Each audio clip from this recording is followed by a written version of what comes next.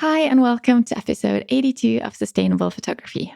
Today, I have Yvonne van Dalen back with me to help inspire you on how you can, in Yvonne's words, work from the soul and embrace your savvy self. You are perfect and people need what you do. You're listening to Sustainable Photography, a podcast all about business tips, inspiration, and confidence building. I'm Ingvild Kolnes, the host of this podcast, and after over a decade as a photographer, I now help talented photographers run sustainable businesses. And for full transparency, you should know that I'm a mentor with paid offers, and I will probably mention some of those in this episode. Yvonne van Dalen is a creatives business strategist and founder of the Creatives Coach Academy, where she helps struggling creative entrepreneurs worldwide turn their passion into a profitable business. Let's hear what she's been up to since we last met her. Hi, Yvonne. Welcome back to the podcast because you have been here before. Hi, Ingvild. Thank you for having me again. Yeah, of course. I am so happy that you wanted to come back. And you talked about your background before, so we're actually not going to start at the very beginning. We are going to start at the place where you realized that something wasn't really right for you when it came to photography and you wanted to make a change. I guess you can start by saying a tiny little bit about you, but just skip to the good part. Well, yes, I used to be a photographer. I can proudly say now. My background is in sworn translation, which I did for 15 years, but I just picked up my hobby, which made me happy, which was creating images, working with people. And I did that for quite some time. I specialized in newborn photography and everything around the new family. So the pregnancy, the newborns, the babies. But I was feeling very, very worn out because you probably know it. But for those who don't, newborn photography is very physical. It takes a long time. You have to have a baby on a small poof and you have to bend over a lot. You have to work with the child, which is something that just put a heavy, heavy toll on my back, my neck, wearing the camera.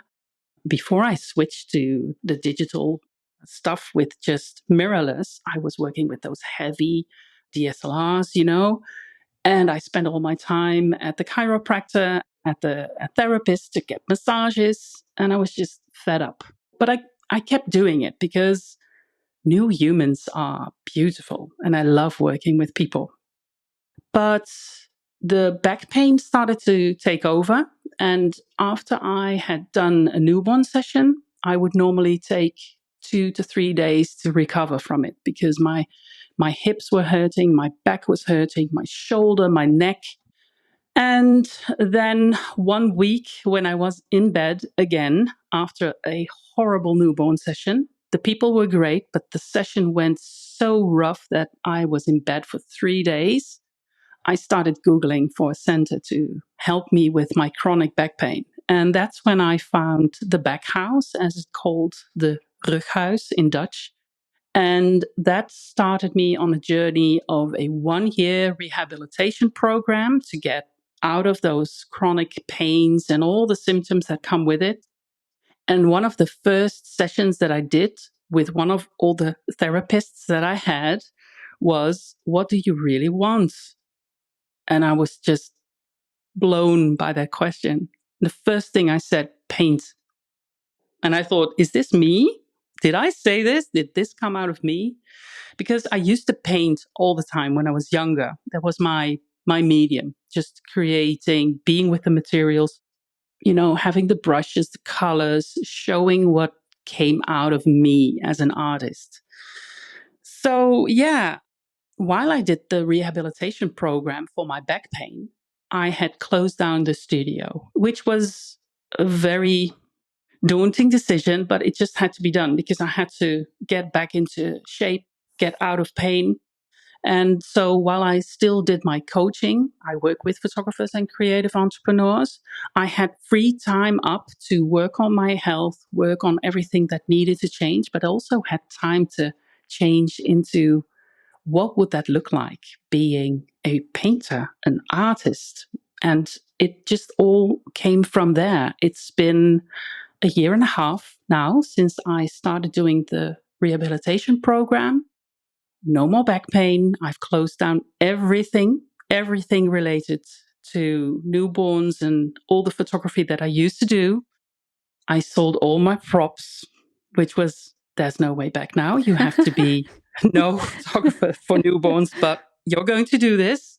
So yeah, I was sweating my pants, but I'm doing it. And while I was doing photography, I also noticed that a lot of other photographers started asking me questions. And I told this in the previous episode that we did together that I started the coaching business in 2018.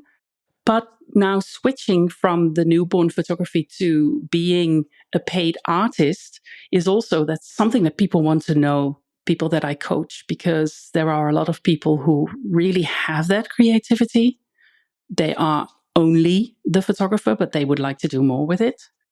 So yeah, that's a long answer maybe, but it's what's happened. And I've not looked back since. I don't miss it. First of all, it's really impressive that you actually made that decision. I think a lot of people might sit with it too long and think, I'm not really happy, but I've come this far and I should keep doing it. Is there any signs to look for to know that you're kind of on the wrong path? Yeah, when you're dreading your next customer coming in, when you don't feel like doing the thing that you were first so happy about doing. I mean, I love photography and I loved what I did, but it wasn't switching me on anymore. It wasn't, oh, yes, I get to do this. It was, oh, I have to do this. Happy when they were happy. I would still put my best foot forward, but I was not in it with everything, with my heart, with my energy anymore. And I felt that I was doing them a disservice of not being that photographer anymore. I also started procrastinating on the stuff that I used to love. I mean, editing or culling my images or designing an album, which they love to have. I was like, oh gosh, I hate this. And that was just, wow, what's going on? What's my internal dialogue? Why are you talking like this about the stuff that you love to do? Okay, I think something's going on. You need to be really honest with yourself and start asking yourself questions like, do I want to keep doing this? Or do I want to do it in a different form? Or do I need to take a new chapter in my life? Do I want to have a new passion? Yeah, it was just those really discontented feelings that started to come up every time I would walk into my studio here, sit at my desk and go, oh, God, another day. That's not what I started my business out with, but it was a sure sign that things needed to change.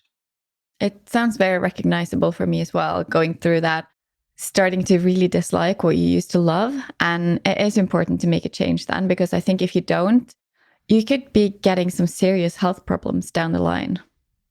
Yeah, your negativity starts to have a backlash. It internalizes. It's like everything that you do without enthusiasm, or it's not that we all have to go through life happy and yeah, super duper. No, it's just you feel when you are doing what you're doing is not matching up with what makes you happy or what makes you content or what fulfills you. It starts to drain energy instead of giving energy. You know, sometimes you're around people who drain your energy and you come home and you go, whoa, that was a heavy, heavy meeting or a heavy evening. And when it feels like that all the time, you start to put a strain on your health. I mean, you're constantly stressed, your adrenal fatigue is going up. It's hard to do something about self-care because you're constantly frustrated or annoyed or drained, and then everything can start to go in a downward spiral. But when you have that light switched on again of something that is actually what you love doing, and it doesn't have to be a complete business switch, it can be twitching what you're doing or tweaking what you're doing, but then you'll start to feel oh, this makes me happy again. This gives me inspiration. This motivates me. And that has an effect on your customers as well. So, yeah, keeping honest and constantly reflecting on how was my week? What can I do different? What went well? Has it made you have any new discoveries or a new way of thinking about what sustainability is? Oh, absolutely. Yeah. I put myself on the calendar first, and then whatever time is left, I have left to work. And it sounds so stupid because people always start optimizing their calendars and planning and the 5 a.m. club and blah, blah, blah. And I've done it all and I've tried it all. And it's just do what works for you. That's sustainable, right? Some people thrive on 5 hours of sleep. I don't. I need 8 to 10. And I'm perimenopausal right now. Yeah, I'm 47. And gosh, no, I'm 48. Right. Not much gray hair here, but I'm really going through a different stage in my life, like perimenopause. It gives me such a different stage in life than, let's say, 15, 20 years ago or 10 years ago, even. But I need my sleep. And I see a lot of, especially my coaching clients, they just have the kids in bed and they have the evening off so they can work, and they go to bed late. They don't sleep. They don't relax. They don't have any off time. And they are in front of a screen late at night. And then they wonder why they feel drained and exhausted and they need a lot of coffee. So they work their way backwards. Sustainability is taking good care of your health first so you can perform best. And for me, it's having enough time to sleep. I sound like someone who loves sleeping, which I actually am, but sleeping, eating well, exercising, having time off with your loved ones. I love cuddling with my kids and my boyfriend. And then when you show up like that to work, you can do your best because you know everything is okay. You've done your best to charge your battery, and then you can show up the best way that you can be.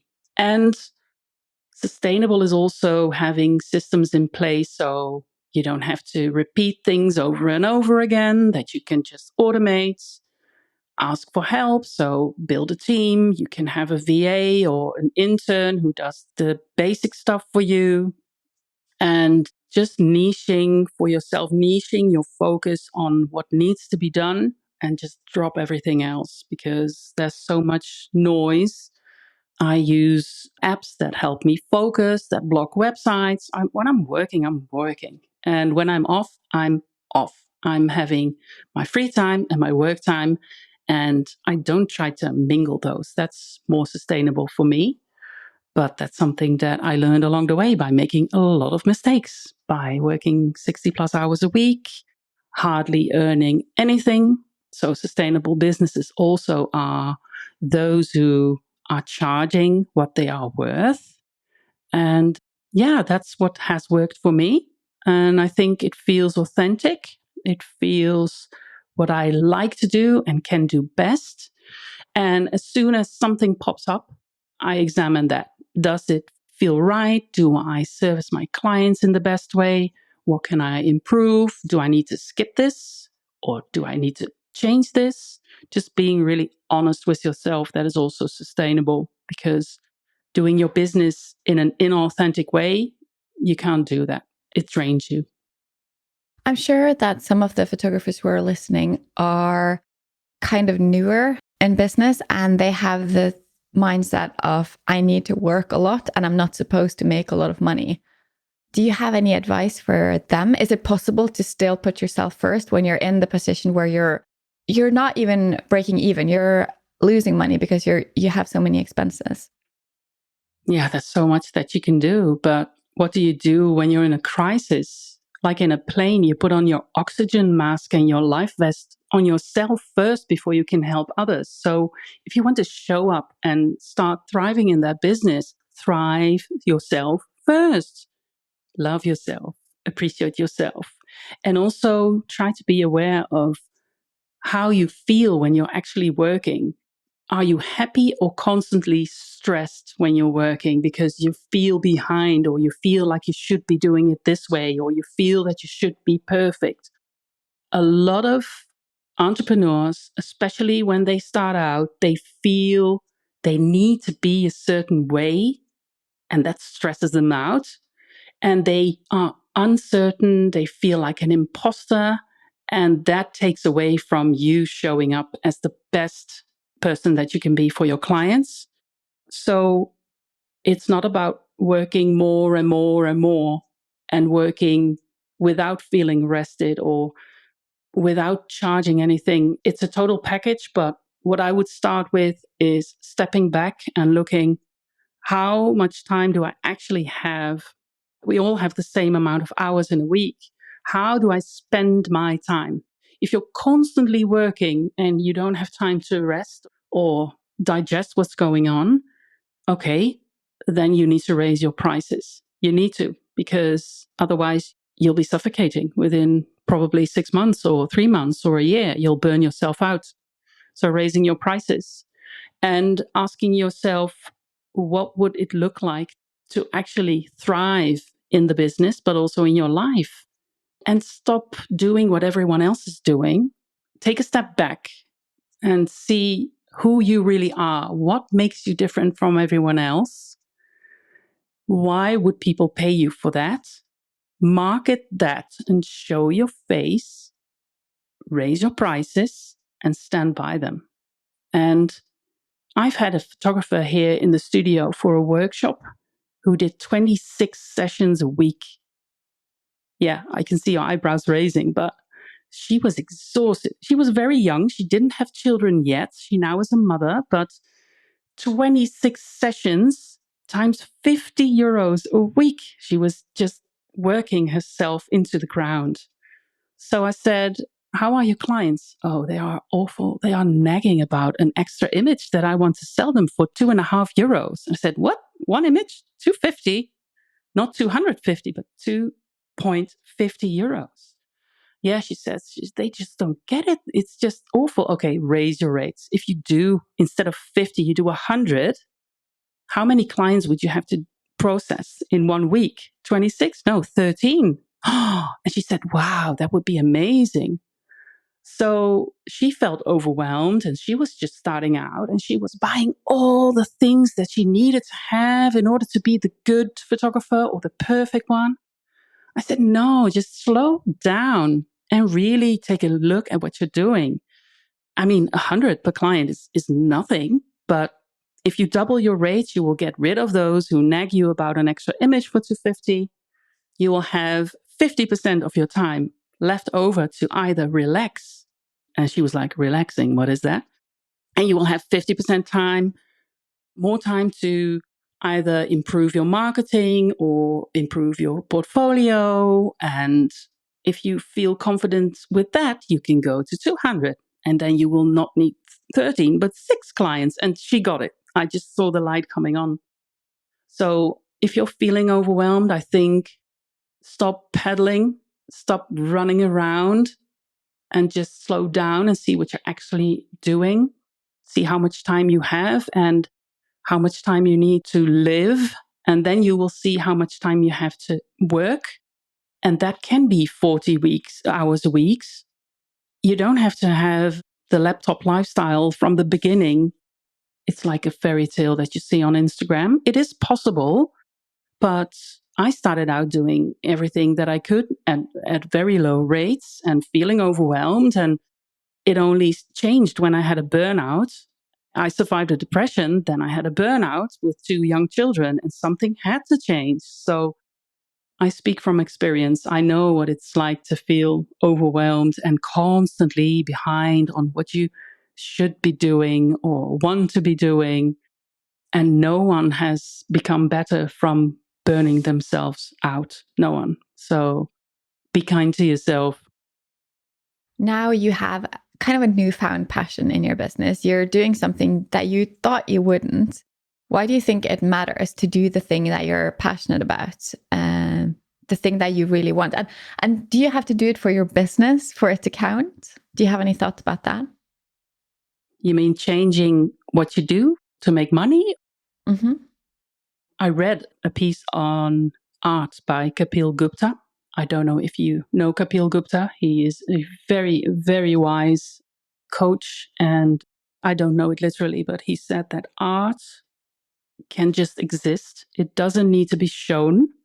It doesn't need to have recognition. It doesn't need praise, awards, payments. It can just be. The fact that an artist can just create the art, that is enough, even if no one sees it, because that's the beauty of being an artist. Now, I'm practical. I have a family and 2 kids, and I want to make my own money, and I want to save up for their education and everything that life has to offer, my pension and everything. So I love that perspective of Kapil Gupta, but I also know that I have to make a living. But coming back to your question, that it's important to do something that you're passionate about. Yes, because it's what gets you up in the morning. It's what makes your blood run. It would make you give those endorphins. It makes you happy. It makes you be exactly where you need to be. So as I phase out the whole newborn and baby photography, I fully stepped into being the artist that I wanted to be. It scared me senseless. I was really crapping my pants, but I knew that I was meant to be on that path. So it's still a business. I still invoice my clients. And I just got a request from someone from the States who said, my wife and I, my soon to be wife and I, really would like to have a present for our wedding. Could you make a custom art piece? We love what you're doing. Our budget is between 1,000 and 10,000. You just let us know. And it's going like that, which is amazing, which blows my mind. But when I talk about it, I smile. I just light up. I love that I can do that and get paid. And going back to the stage where I was doing those newborn photos and those photo shoots with babies, and I was just feeling drained and starting to get annoyed by all my amazing clients, that's now a thing of the past because I feel that this is what I'm supposed to be doing. But yeah, it's not easy. It's not easy. It's not easy, but I do think the passion piece is important. I often get asked the question from my friends, but why do you even get up in the morning when you don't have to go to work? And it's like, I still have things to do. Number, that's like the first thing, but I love what I do. So why wouldn't I get up? Yeah, it's really simple. Yeah. You don't have to do it. You get to do it. I know. Yeah. You get to do it. It's your show. It's your playbook. It's your rules. And if people are genuinely touched by what you do, that's what keeps you going. Even like we both are coaching, and coaching sounds so clinical. It's actually supporting and loving the people that you see resonate with you. And when they get it or they improve on their mindset or their business turnover, you feel so amazing because you were able to share your thoughts and help raise someone else. And that's why that's a passion. It sounds really cliche. It sounds really corny, right? A passion. But it's a hell yeah. It's not a, nah, I get to do this. It's a, oh, I get to do this. That's why passion is so important. You don't have to be all woo woo about it. It's just, does it make you happy or not? And since it's your own show, you can change it. You can change it. And you should when you find out that it's not working for you. What do you think is a good way to change things in your business? Like if someone's listening and they feel like things aren't really aligned, I'm not feeling that passion, how can they change things? Just put everything on paper, brain dump everything that you want to do. When you talk about what is that dream business or that dream life, you have all those what ifs. Oh, when I'm old, you want to have regrets about the things you didn't do or the regrets about the things that you did do, but maybe didn't turn out. A lot of people are afraid to change. I was afraid. I still think why does this work? But I'm doing it. I'm going with it. But changing is hard. It can be daunting. A lot of insecurity. And when you know how much you're making right now by doing what you're doing, although it doesn't really make you happy, just give yourself space and have fun with writing down how that amazing dream of yours, that passion, would look like. And then go from there. What would it take? How many hours a week could I maybe spend on making a website or start creating the first products? Or would it fit in my current schedule? And again, going back to, we all have the same amount of hours in a week. If you are watching Netflix because you feel so unhappy with your work, but you dream of doing something else, then you just have your priorities in the wrong order, because that's avoiding and procrastinating.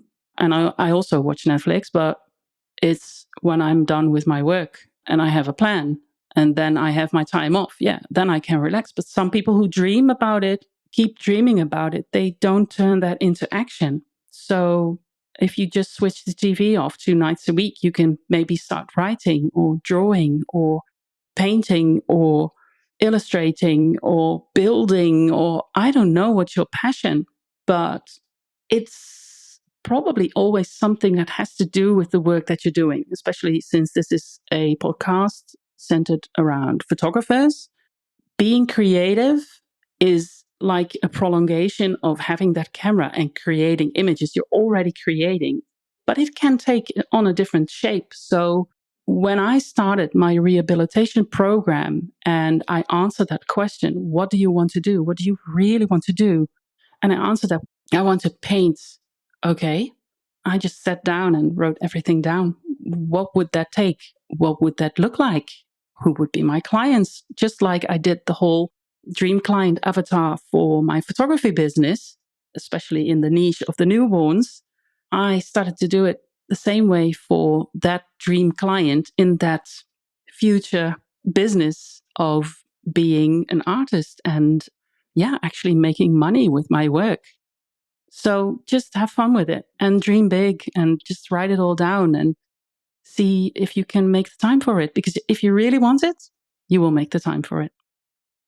I think so too. I think if you want to do something, you'll figure out a way of doing it. And I also think that for some of those who are listening, they want to keep doing kind of what they're doing, but maybe kind of taking away some things, maybe taking away some things that aren't really making sense anymore, maybe some things they're not enjoying. So basically choosing a niche, getting more specialized. And based on what I've heard from a lot of photographers, that's quite scary. Because if you're choosing a niche, it means you have to start saying no to things. Yeah, that's a tough one. Yeah, it no. is. Yeah. Do you have any advice for those that have that mindset, that think like that niching is bad because I'm going to be losing out? Just do it. You're never going to lose out. You're going to open the door and win so much more new information, new knowledge, new people you're going to meet, new insights. It's an amazing journey when you say no to the stuff that doesn't align with you anymore. We are all human beings. It's nature's nature to want to thrive and grow and progress. So you always will learn. You're never done learning. And once you decide on taking that new road, that new direction, you will be on your way. Saying no is something that I'm just doing a training on right now, actually. But people will say yes instead of no because they are afraid they won't be loved, appreciated, and heard. They think that people will not like them or start to get mad. But when I felt that I was no longer in it with my heart while doing newborn photo sessions, I felt like I was doing my customers that disservice. I was not being honest with them. And it's not honest to work in something that you really, really don't want to do anymore. And when I first started out photography, I did everything. I didn't say no. I photographed everything from runways to product photography to portraits, business shots, weddings, animals. I was all over the place. And when I first said, okay, it's going to be newborns and newborns only, I even did the final stage of that period was not only newborns, but pregnancies as well. I wouldn't do clients who only wanted to do pregnancy photos because I wanted to have the whole story.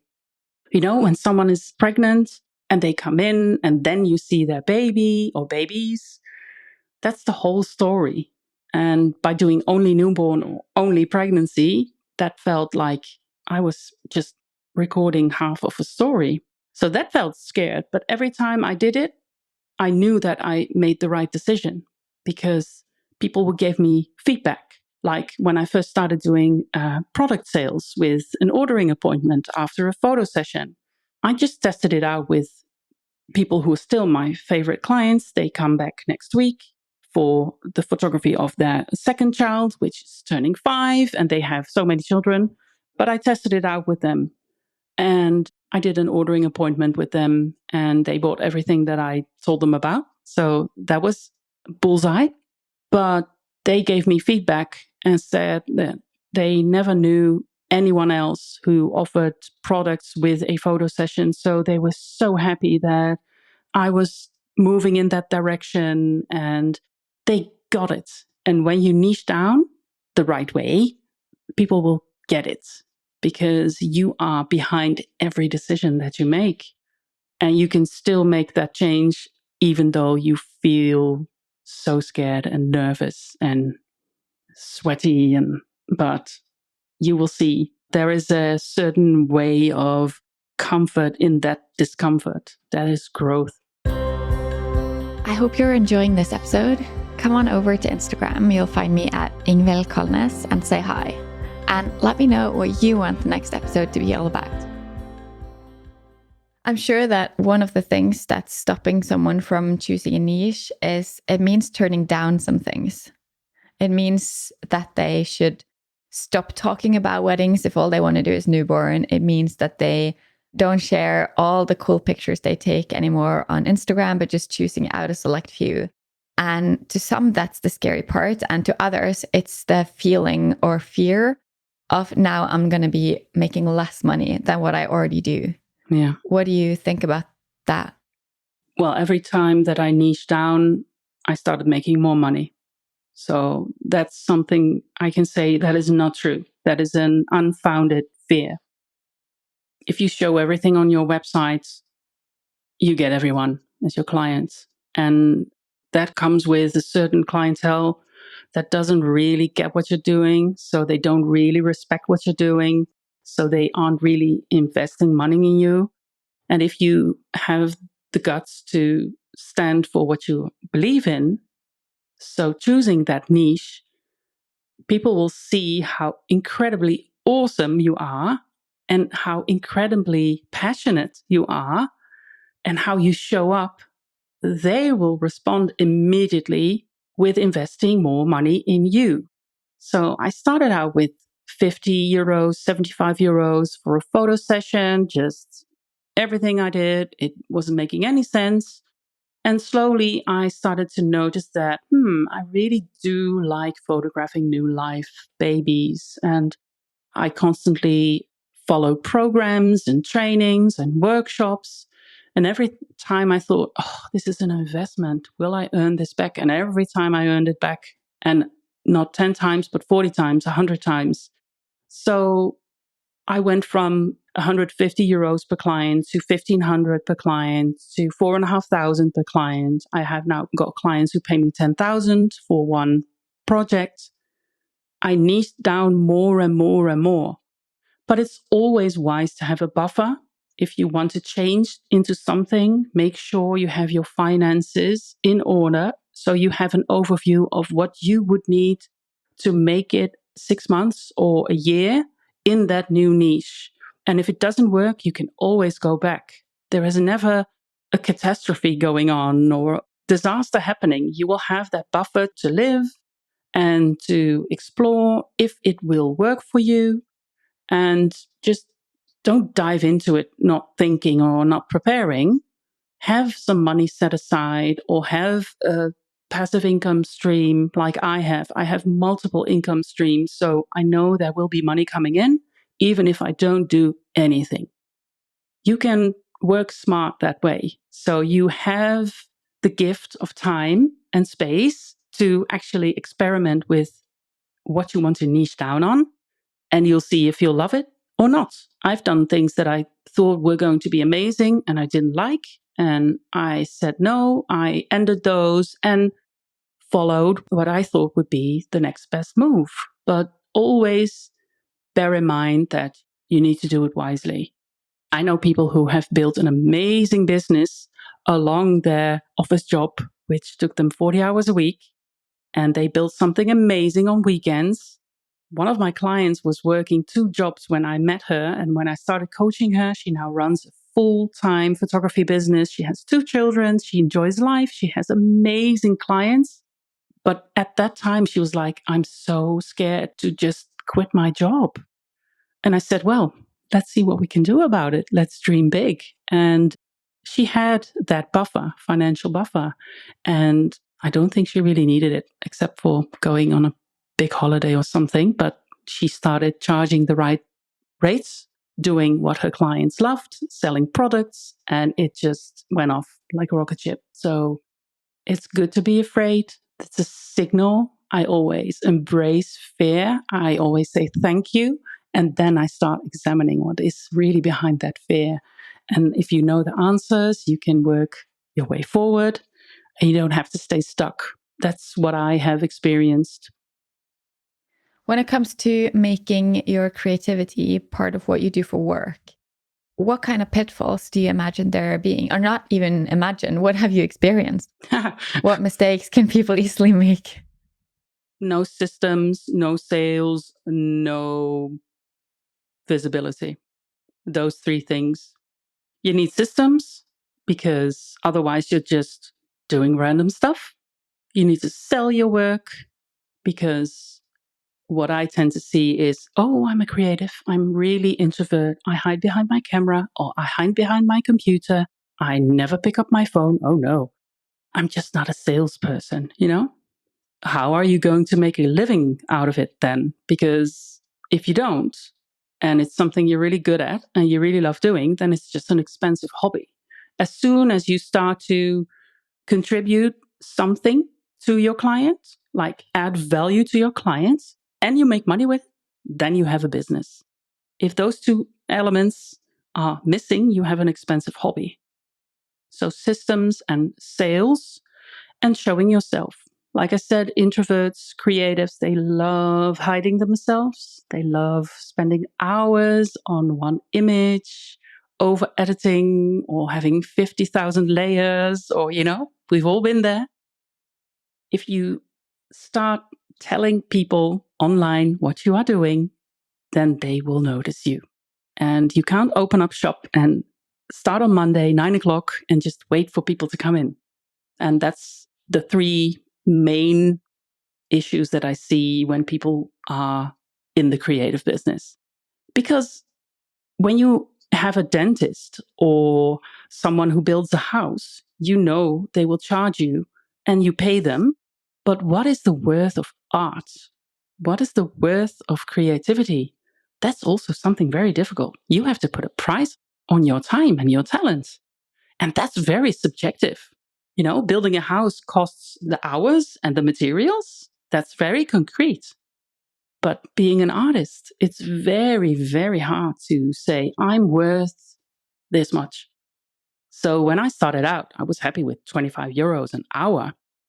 And I remember taking on a project for a drugstore here in Holland, Kruidvat.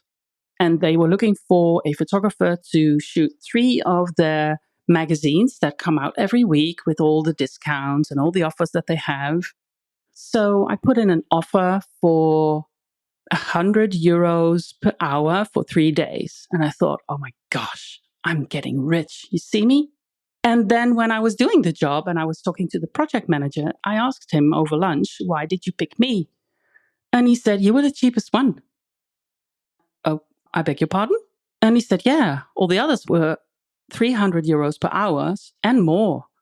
And I was like, oh, I thought I was the photographer, shooting for magazines and making 100 euros per hour. He said, no, 300 to 400, sometimes even 700 per hour is a very regular rate. And okay, I felt such an idiot.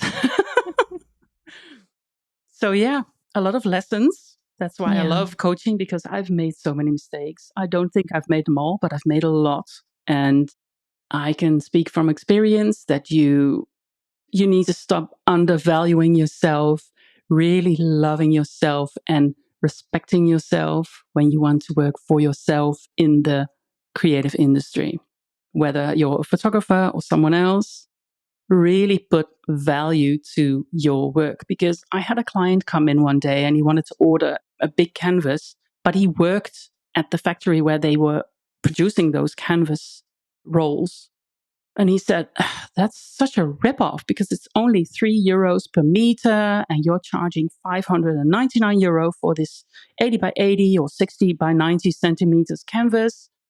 And I said, but can you make this image? No, I can't. Well, that's what you're paying for. It's not the product, it's the time and the talent.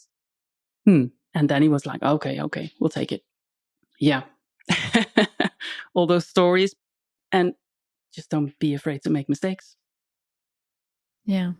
Don't be afraid to make mistakes. That's something I agree with. Although if you can avoid making them, that's better. So that's why I share very openly about all of my mistakes to hopefully help someone avoid making the same ones, because I'm like you, I have made so many mistakes. And after a while, when I've made mistakes in the more recent years, I'm like, okay, this sucks, but this is something that others can learn from. So it's not so bad. Yeah, absolutely.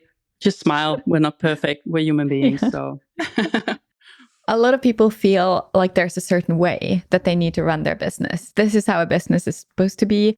This is what I need to do. This is how it is. How do you think that can be a part of what ruins us or ruins our business or what drives us into burnout? Joshua Fields Milburn from The Minimalists always says, you're shooting all over yourself. Obviously a pun to the other word, which I won't say to make this show age appropriate, but all the shoots are just weighing down on us. Of course, you need to do what you love. If you can't, try to build up to that. But if you want to run a business, you have to make money. And there is no single formula for making the perfect business, the dream business, the dream business template. There are tons of courses and coaches out there who will show you how to get rich quick or get rich in an authentic way. It's what you need. I'm a minimalist, so I need very little for myself. I need very little because I want to leave a small impact on this planet. So that's, for me, is important. But I do save up for my pension. I do invest in portfolios. We have so many income streams and we save up for our kids, etc. Although I live on a very low budget, it doesn't mean that I don't like money. I love money and money loves me. It's always in my wallet. It says, I love money and money loves me. It's a very personal thing, what makes a business a success. And for me, a business that makes money is a successful one. But how much money that is, or how you should do that, or come to the point of making money, is as open to variety as the chance of you being born in the shape that you're being born in. It's like 1 in a trillion gazillion times the way you should do things.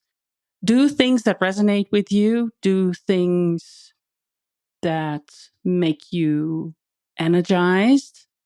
Find the people who love working with you, and the rest will show itself. So, of course, you need to have a basic structure of this is my product and this is how much it costs, but do the math. If you know one client takes you 40 hours and you want to have 40 weeks a year that you're working, you can take on 40 clients. You don't need the whole world. So simplify and create overview and just switch off the noise. Switch off watching what everyone else is doing, copying what everyone else is doing.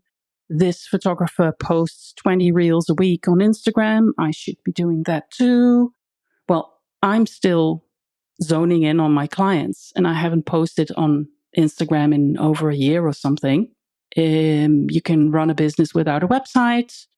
There is no set formula, but it can ruin you because if you start not looking inward in what you want to do, but you pile on to yourself everything you see around you, you compare yourself with what is everyone else doing and you put that on your to-do list.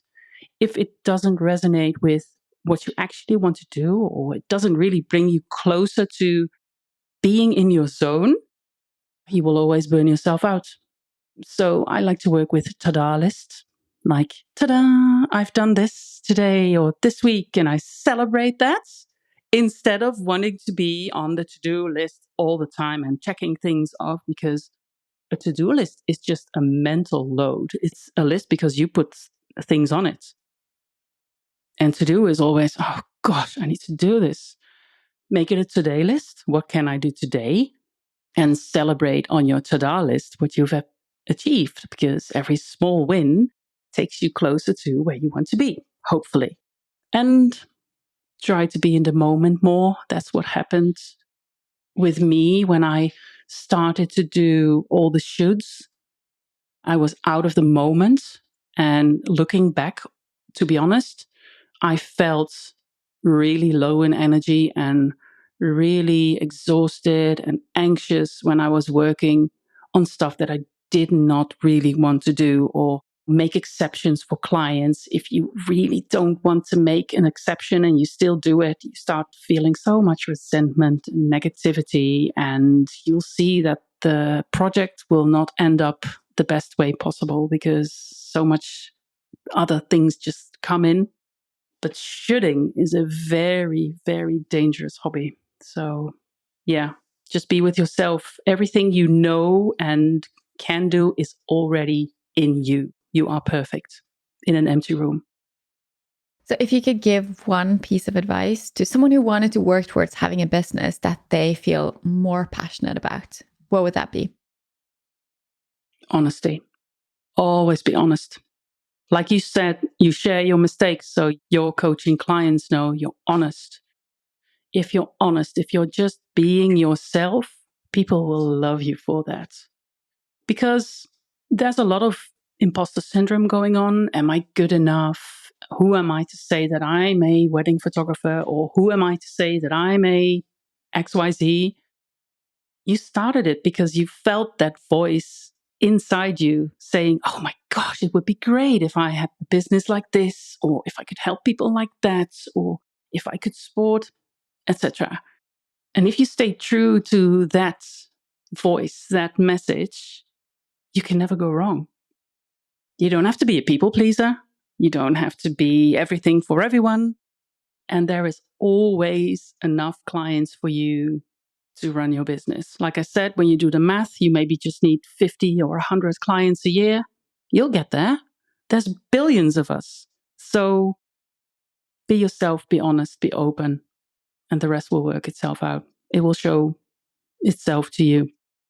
Perfect. Yeah. I think you're right. I think being honest in terms of what you want to do and also in terms of what you can offer for the client. If you think that you should be the one that does all the things, then that's probably not the case, because there's some things you do better than others. And it's not just in your best interest if you're honest about that, because you'll get to do more of it, but also your client.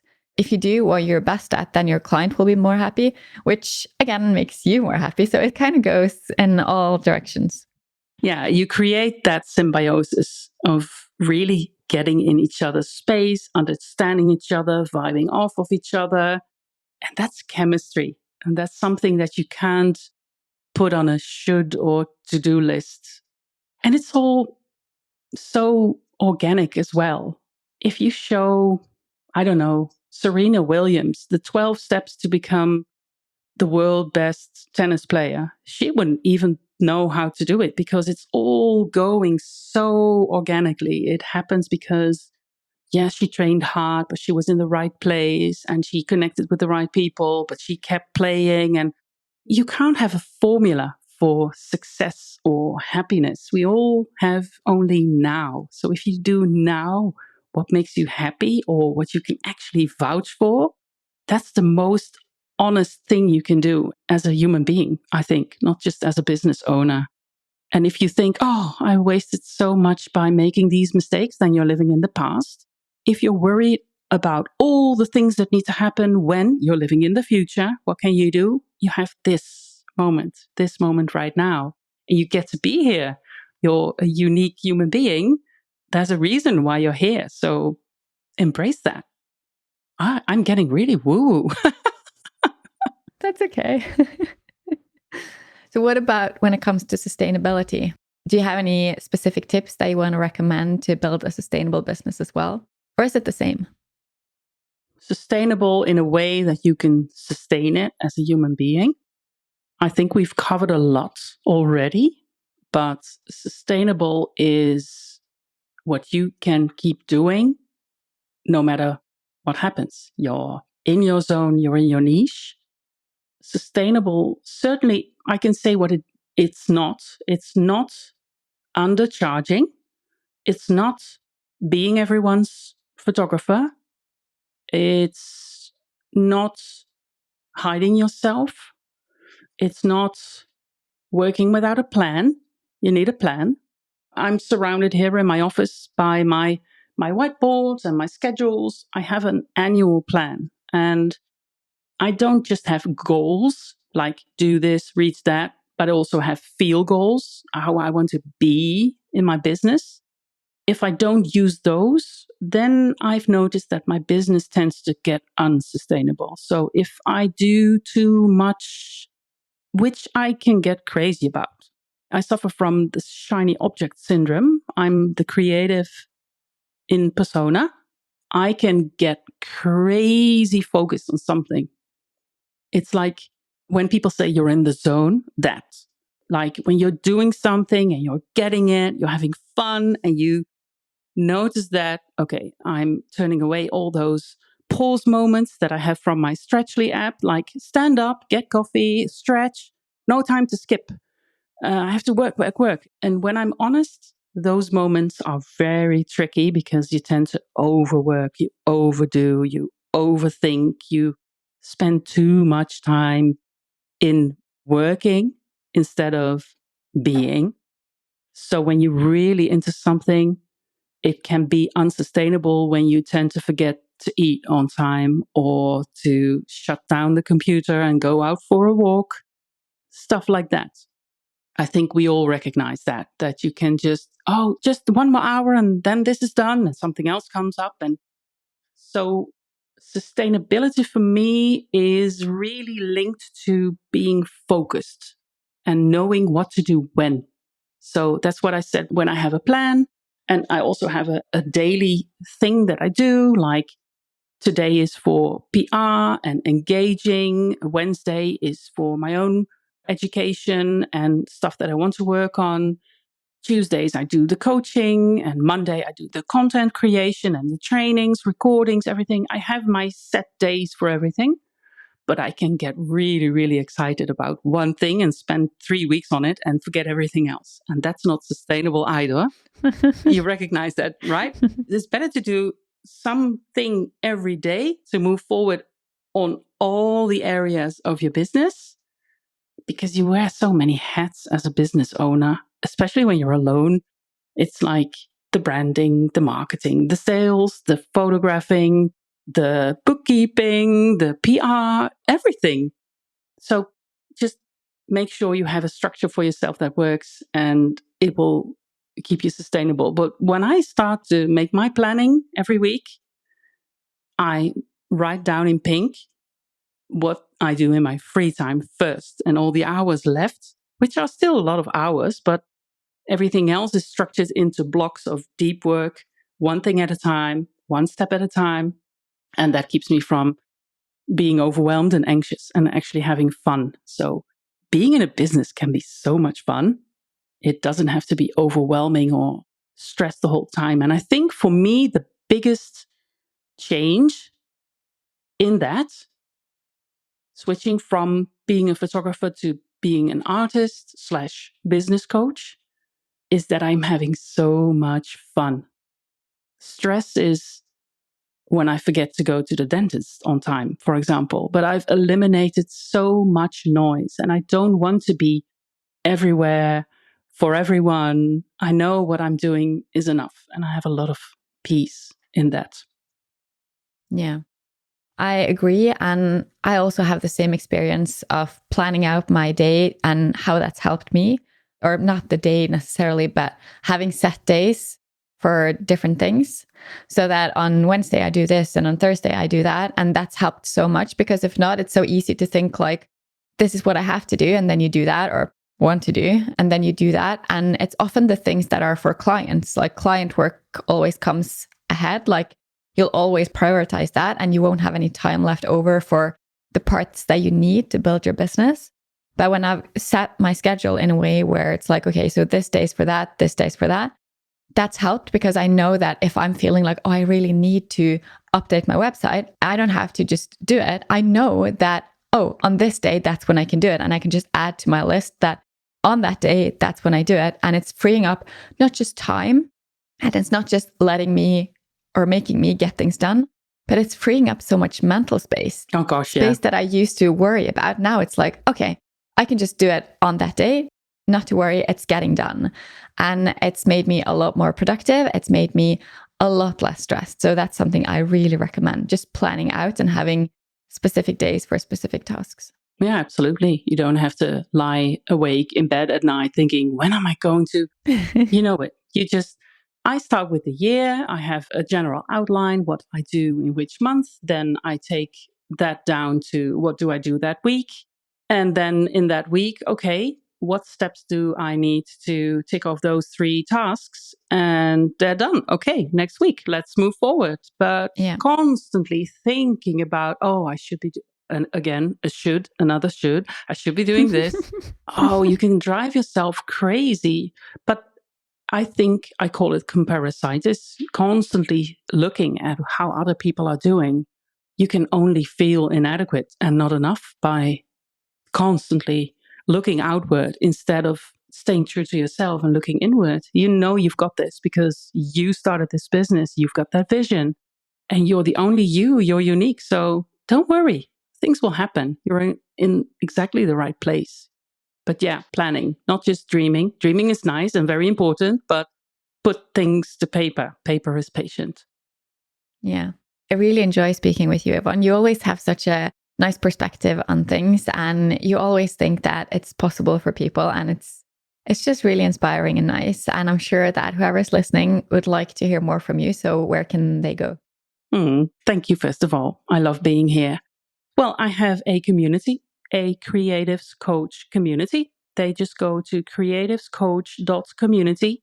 And in there, I have a free group where I share business and mindset tips. It's called the Thriving Creatives Crew. It's a free crew. You can join. There's even a vault, which is everything that I share as a bit of a free membership. And people can follow me on everything, Pinterest, Instagram, just type in Creatives Coach Academy and they will know where to find me. Perfect. Thank you so much. I'll be sure to link to all of those in the show notes. And I hope to speak to you again soon. Thanks so much. Thank you. You just listened to an episode of Sustainable Photography. Please share this episode with a photographer you care about.